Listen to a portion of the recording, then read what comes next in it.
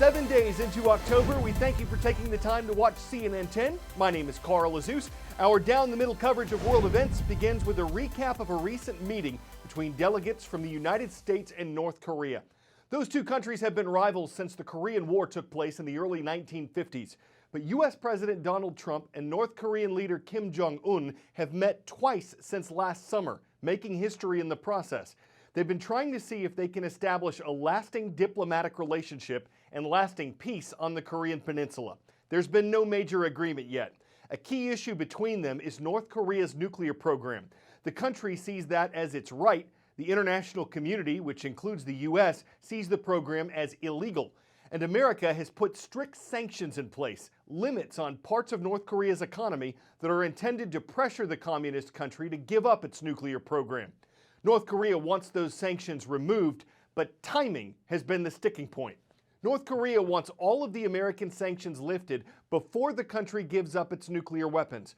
The U.S. wants North Korea to get rid of its nuclear weapons before the sanctions are lifted. So it's an issue of who makes the first move. The two sides have continued negotiating, though.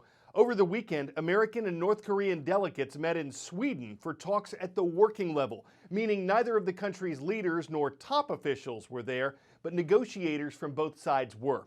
So how did the talks go? That depends on whom you ask. The working level talks between the US and North Korea ended in Stockholm, Sweden, and judging from the responses from both sides, you could imagine they were in completely different meetings. This often happens between the US and North Korea. We heard from the North Koreans that there were no fresh ideas, that they were very upset that these talks had broken down. And we heard from the US side that they had a very good discussion and there were plenty of fresh ideas. So what we heard from Kim Yong-gil, he's the North Korean who was leading their delegation.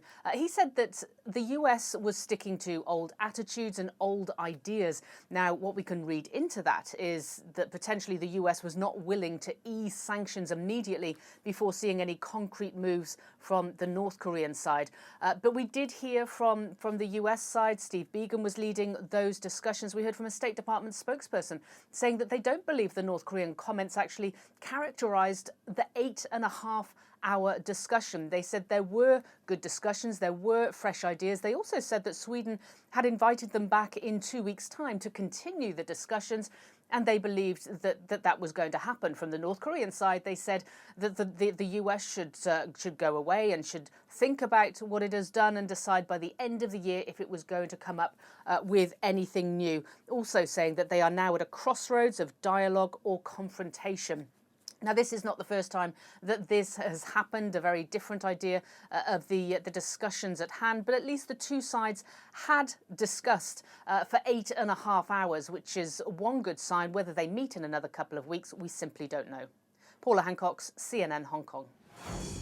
In an average year, between 5 and 10 people in America get sick with a virus called Eastern equine encephalitis. It's a disease carried by mosquitoes. This year, there have already been 32 cases, mostly in the northeastern U.S., and it's particularly alarming since the virus kills about 30% of those who get infected. Scientists say most outbreaks of EEE take place from the late spring through early fall, but they don't know why this outbreak is worse than previous ones. EEE is carried in birds. Mosquitoes that bite them and also bite humans can spread it. Experts say there's a large population of birds in Massachusetts that have no immunity to the virus, so that could be a starting point. The virus itself might have mutated to spread more easily. Also, there was a lot of humidity and heat in the Northeast this summer. Mosquitoes thrive in those conditions. And scientists say a hard frost will kill off the insects when it hits. Until that happens, they recommend using insect repellents, wearing long pants and long sleeves, and staying indoors from dusk to dawn when mosquito activity is highest. In fact, the University of Connecticut had a football game scheduled for 7 p.m. on Saturday. They moved it up to noon over concerns about EEE. Rhode Island is another state being affected. While a Rhode Island baseball team squeezes in a late summer practice, up above, something is happening in the state for the first time in nearly 30 years. Aerial spraying to kill mosquitoes, a last line of defense in the state's fight against Triple E. There are certain conditions like this year where We have to go above and beyond those normal measures because people's health is at risk. Eastern equine encephalitis, or triple E, is a virus transmitted by mosquitoes through a mosquito bite and can cause a rare brain infection, sometimes death. I have a couple, 3 at least candidate female mosquitoes in here.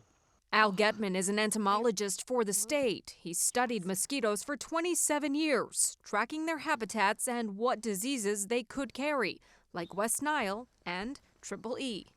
You're around mosquitoes all the time. Are you alarmed by this spike that we're seeing? Well, yes, this is a very, very unusual year we're having here in southern New England. Nothing quite like this has been observed before, where EE has become so widespread. At least 30 people have become ill in 6 states this year after being bitten by mosquitoes carrying Triple E. 11 of them have died.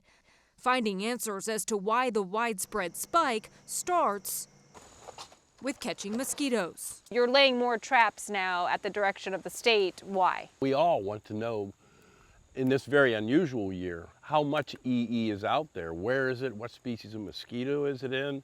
Etc. Getman leaves the traps overnight, and by next morning, Well, that's a good mosquito catch for this time of year. next it's back to the lab, where those mosquitoes are frozen and separated by species. That's our weekly routine, is produce these vials and get them up to our state health department. Where the mosquitoes are ground up and tested for the presence of Triple E. The results inform state officials about next steps on how to combat the disease. It's a process repeated every summer. We really can't predict it's going to be a bad summer. While the disease is cyclical and outbreaks happen every few years, officials say determining why it's setting records now will take time. What would you say to the people that are really worried? The threat is out there, that's certain. The obvious message to the public is to remain vigilant and protect yourself from mosquito bites for the rest of the season. 10-second trivia. Herculaneum was an ancient city buried by the eruption of what volcano? Mount Etna, Santa Maria, Mount Vesuvius, or Galeras? In AD 79, Herculaneum was one of several cities destroyed by the eruption of Mount Vesuvius. Scientists from the University of Kentucky are trying to use new technology to get a read on some ancient Roman scrolls. The papyrus scrolls were discovered in the ruins of Herculaneum in 1752, but no one's been able to read them because they were charred in the 1st century eruption of Vesuvius, and physically trying to unroll the scrolls could ruin them completely. So here's what researchers are doing. First, they used a synchrotron, an incredibly powerful source of X-rays, to take detailed pictures of the delicate scrolls. Next, they're using a computer program to look through the images in the hopes that it'll be able to tell the difference between the layers of papyrus and the ink that's on them. It could take more than 6 months to do this, but if it works, it could unravel anything from an ancient Christian text to a Greek philosophical text to a 1st century grocery list. There's just no telling what's on it. But the leader of the research team says if we've made the effort to save the scroll, we should try to read it.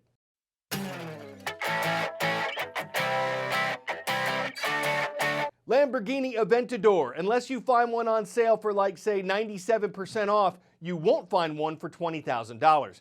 But that's how much a father and son say they've spent building this one. The dad is a physicist who works with lasers. That probably helped in the 3D printing of the car's pieces, which were then glued together. It has a Corvette engine, and it could be finished after 2 years of work. They hope it'll get others interested in engineering. Maybe one day they'll drive it, or one day they'll dread it. But even if it's not real, you gotta Lambert give them credit. 3D printing a car may seem a little quixotic, but it's a whole new 3rd dimension of exotic. You can get Gallardo power from an LS or a Hemi, and you'll have a Miura image of a Lightning Lamborghini. It brings the cost down to something more affordable, a carbon fiber copy that's Aventadorable. I'm Carl Azus on the loose for CNN.